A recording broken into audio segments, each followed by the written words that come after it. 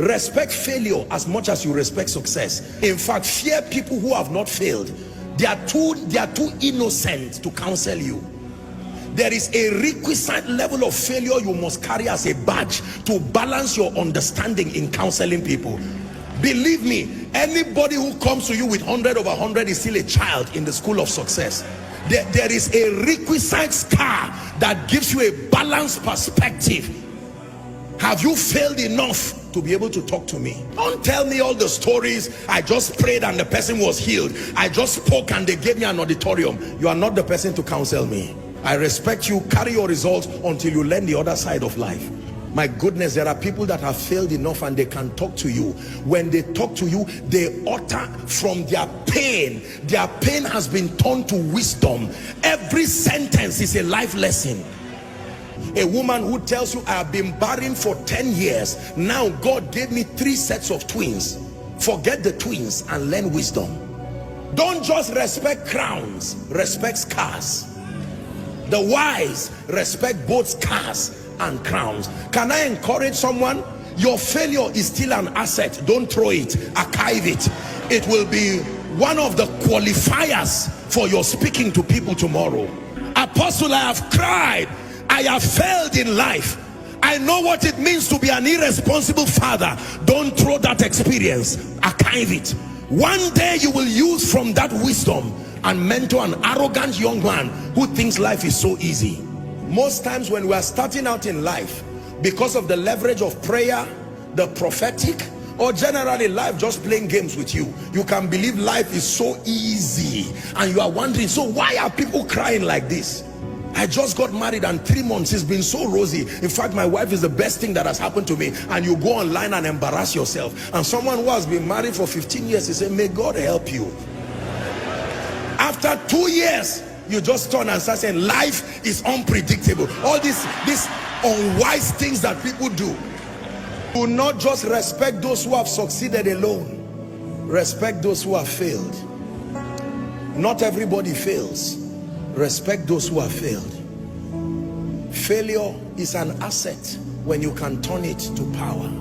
Paul said, let no man trouble me. It is not only anointing that I have, there are scars.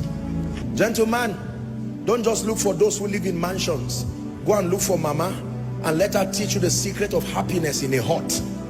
There is something you need to learn, because the money you think will come from the mansion, you will be surprised. You don't know the depression and the drugs that surround those mansions. Sometimes you need to learn from both a king, but you need to learn from the slave that is in his palace. There is something the slave can tell you that even the king does not know. The slave is the one who cleans the palace. He knows what he has seen there. Why will the Lord speak to a young virgin through an angel and says, Mary, you are highly favored? And the next thing that follows that woman is pain, controversy. There was nothing in the life of Mary that I have seen that looked like favor.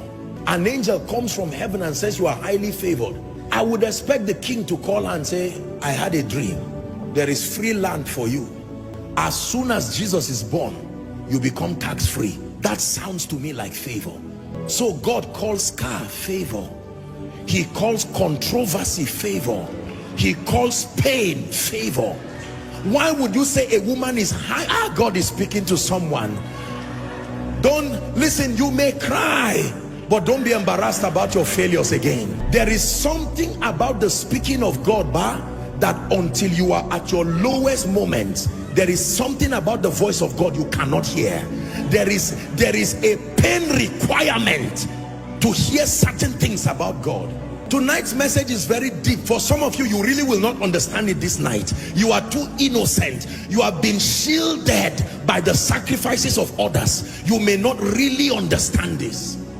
There is a pain requirement that brings out the clarity and the purity of the voice of God.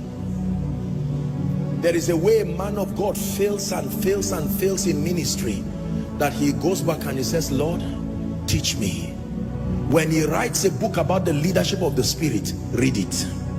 That pain has purified any flesh and the need to make a name. It's gone. That is the reason why when people go through things and they come out of it, they usually come out with an anointing. Barren for 16 years, laughed at by people. As she gets triplets, it's not only children she got. The day she speaks over you, she will terminate barrenness in a moment, because every time she sees you, like the high priest, she's touched with the feelings of your infirmity. Let me tell you the truth. You see, many of you see today that I pray for people and I'm just speaking and you see the power of God. It's not only prayer and anointing, no. There is a pain requirement that has reached down to the bowels of power and has drawn genuine, authentic spiritual power.